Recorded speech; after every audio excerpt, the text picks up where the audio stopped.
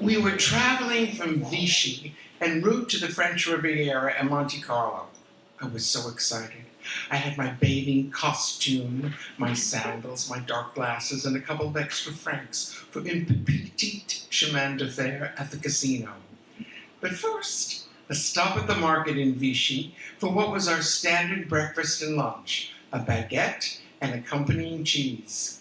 Richard pulled up outside the market.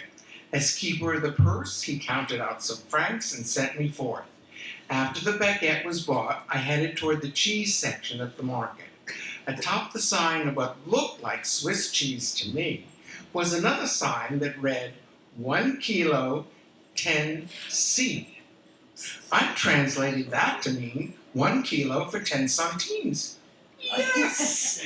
We definitely could afford 10 centimes. I hadn't the foggiest idea what a kilo was. If there was more after breakfast and lunch, we could use it for snacks.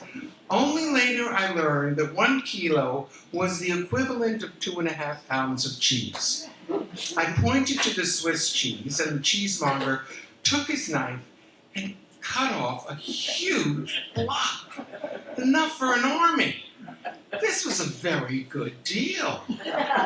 However, we didn't have anything to cut the cheese into portions, so in pantomime, I requested that the cheesemonger chop up the huge piece of cheese into chunks small enough to fit into a bowl of bread.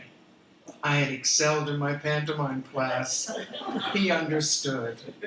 Shaking his head and smiling to himself, thinking, "Crazy American," he proceeded to cut the huge chunk of cheese into small pieces. He wrapped my huge pile of cut-up cheese into paper. I then took out my 10 centimes and gave them to him. He looked at the money questioningly and said, "No."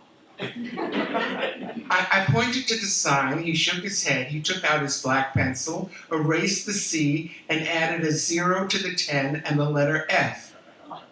It wasn't 10 centimes. It was 100 francs. Richard would kill me. I looked around. People being people always had a scent for a scene. They were gathering. I kept repeating the one word I was sure would be understood. No. No. No. The cheesemonger was getting more and more frustrated. I began to back away, slowly at first, afraid of being attacked. With my baguette under my arm, I made a dash toward the exit and Richard in our waiting car. The cheesemonger, carrying 2.5 pounds of cut-up Swiss cheese, ran after me screaming, "Crazy American! Crazy American!" I got to the car door, opened the door, yelling, "Richard, don't ask! We have to get out of here now!" As the cheesemonger waved his cheese and screamed, he was accompanied by fellow marketers, always primed for a good market day story.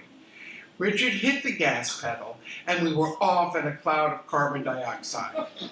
After explaining what happened, Richard did have the good grace to laugh, but never let me go into the market alone again.